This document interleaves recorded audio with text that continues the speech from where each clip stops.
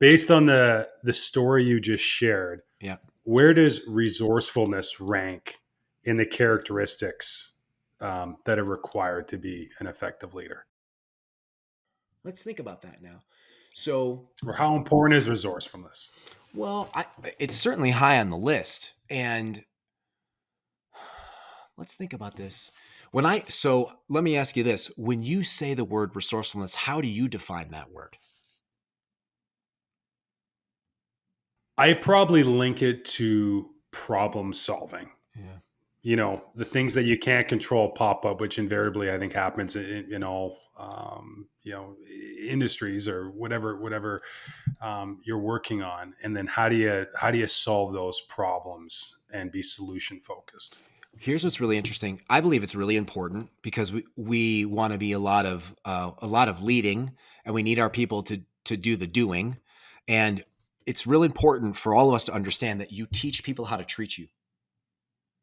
Think about that. You teach people how to treat you. So, Aaron, if you allow me to bring all of my problems to you, I'm now you are that resource for me, and you're actually robbing me of an opportunity of creating self-efficacy and resourcefulness.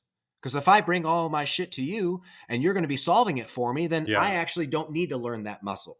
So when it comes to the leadership standpoint, it's a big thing. What's interesting is some interesting research about, from a leadership standpoint, the number one thing needed, the number one attribute needed in leadership that people need the most, it's not used enough, is empathy. That is the number one required skill that leaders need to have.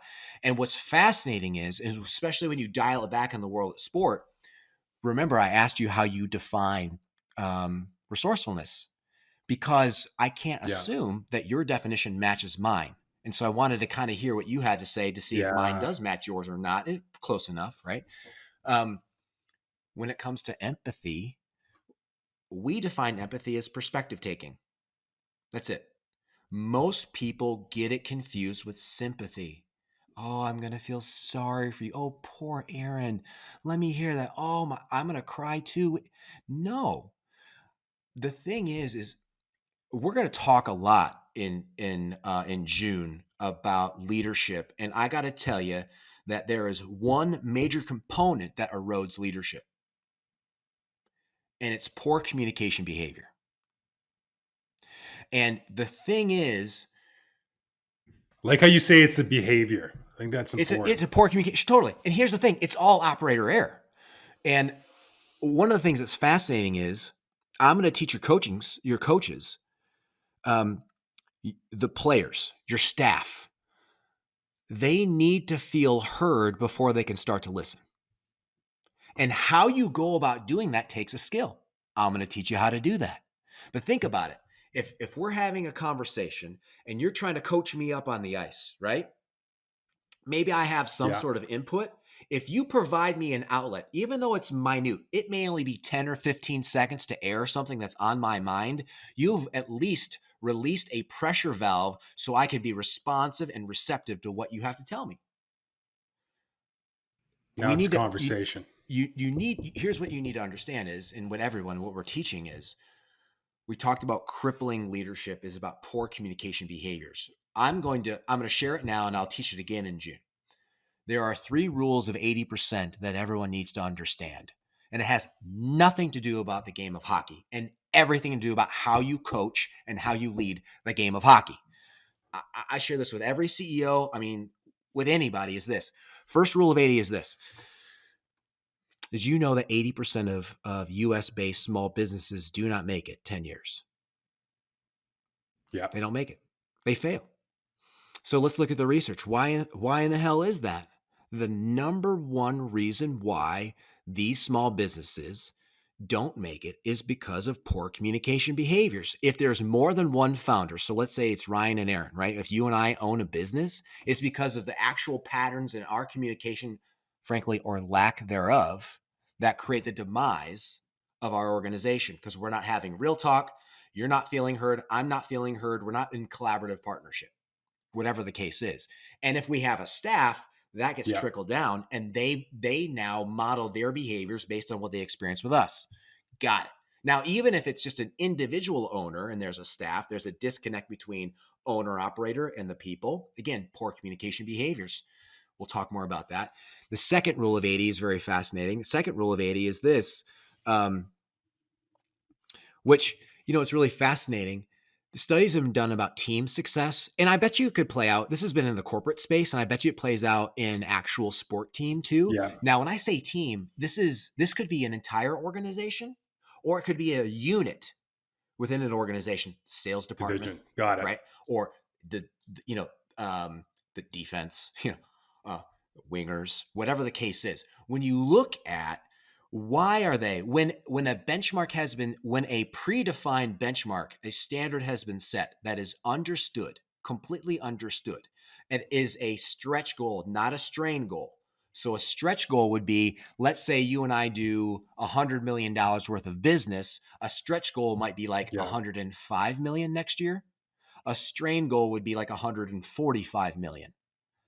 That's not realistic. But when a realistic stretch goal has been outlined and the pathway of performance, when we look at of the organizations that fall short of that predefined expectation, why is it? You have all these different factors of why that is, right? The number one reason why that is weighted to 80%, meaning the value of all the reasons are at 80% and all the other reasons are 20%, is poor communication behavior. So now we're seeing a pattern. So the third rule of Yeah. 80% is what's quite fascinating is 80% of communication is lost in email. It's gone. There's no body language. There's no tone. I sure as hell hope that you woke up on the right side of the bed this morning when I send you this email. Dude, I had a client one day call me. Here's my phone. I don't know if you ever experienced this before. Have you ever picked up your phone? There's my wife and some of our older dogs. Pick up the phone and there are Yeah. flames coming out of it because whoever's on this phone is like fired up about. You ever experienced that before? 100%. And before you even click, like you get jump on the line. So this client, she calls me, CEO of a big company in the Bay Area. Flames are shooting out of the phone. And I'm like, hey, what's up? And she's like, whoa. And it wasn't at me. I was that pressure valve for her, that release, right? Yeah. So I'm like, okay, here's the thing is when someone needs to vent, you can do that to a point. And I'm going to teach that point and how to do that in June. And so she's doing that. And so I ask her, so by the way, kind of a timeout is when someone is venting with you, it would be an assumption for you to know how they want you to respond in that moment. So I said, hey, real quick. I'm like, hey, Aaron, real quick. What do you just want me to be a really good listener right now? And she was like, yeah, I want you to be a really great listener. Like, okay, I'm going to hold the space. I'm going to be a really great listener. Give it to me, everything. And she was so frustrated because one of her employees sent her this email and she was sharing this email. And it was like one of those most horrific emails you could possibly imagine that had her so spirited, so fired up. And I'm like, hey, send me the email. So she sends me the email. Dude, I'm reading this email. And I'm like, give me a minute. I'm reading the email. I finished, by the way, dude, it was a really great email. Really great email. Really? Yeah. But I'm not adding additional context to it. I'm reading the words for what they are. I'm not saying, oh, Aaron said this because this, or I'm just reading. I'm like, hey, No look, history. Yeah. I Yeah. don't have that. So, in the three rules of 80% are so fascinating. So, how we do email is really good to schedule a conversation and follow up when it's not great to have one. Specifically, I think of youth coaches that are having email dialogues with parents, you got to stop it. It's great to schedule that phone call, to have that with the parent, and to follow up that phone call because we don't know how they're actually interpreting the language being sent. And follow up with email or follow up with a different phone Yeah, call, just to follow be up. clear. So, let's say, for example, you're a spirited parent and I'm a youth hockey coach Yeah. and you email me. We got a few of those. Yeah.